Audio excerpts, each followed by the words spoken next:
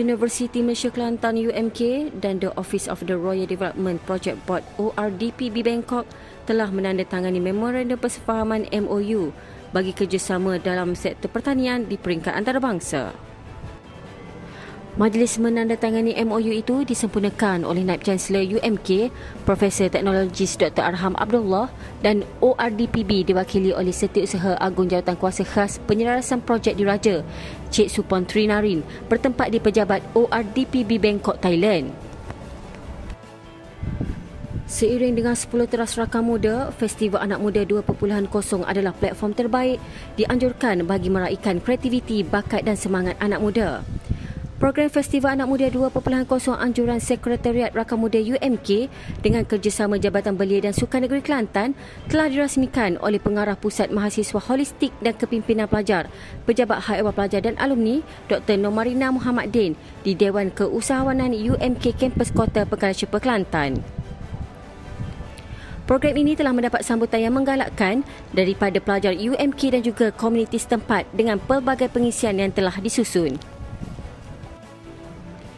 UMK berbangga menjadi tuan rumah kepada program UVES 2025 Veterinary dan Agriculture Student Exchange bersama Raja Manggala University of Technology Sriwijaya, Thailand.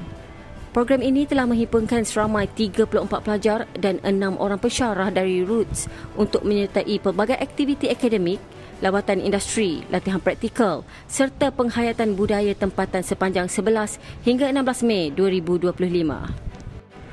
Majlis penutupan turut diserikan dengan persembahan kebudayaan daripada pelajar kedua-dua negara, penyampaian sijil kepada semua peserta serta anugerah khas kepada pelajar cemerlang yang menunjukkan prestasi terbaik sepanjang program. Universiti Malaysia Kelantan UMK dan University of South Wales United Kingdom telah menandatangani memorandum persefahaman MOU untuk pelaksanaan projek perintis berkaitan bidang bioteknologi dan analisis sampel geologi.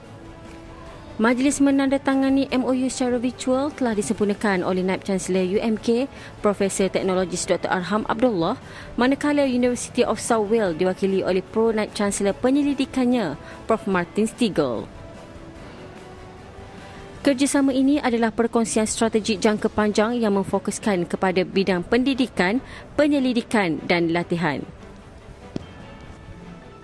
UMK telah mengenal pasti 18 lokasi sesuai bagi habitat gajah liar di 5 kawasan daerah jeli sebagai kawasan paling sesuai untuk mewujudkan koridor ekologi gajah dan bank makanan gajah. Kajian bersama UMK dan MPOGCF telah dilaksanakan bermula pada Julai 2023 dan mengambil masa selama setahun dengan kos projek sebanyak RM243,000.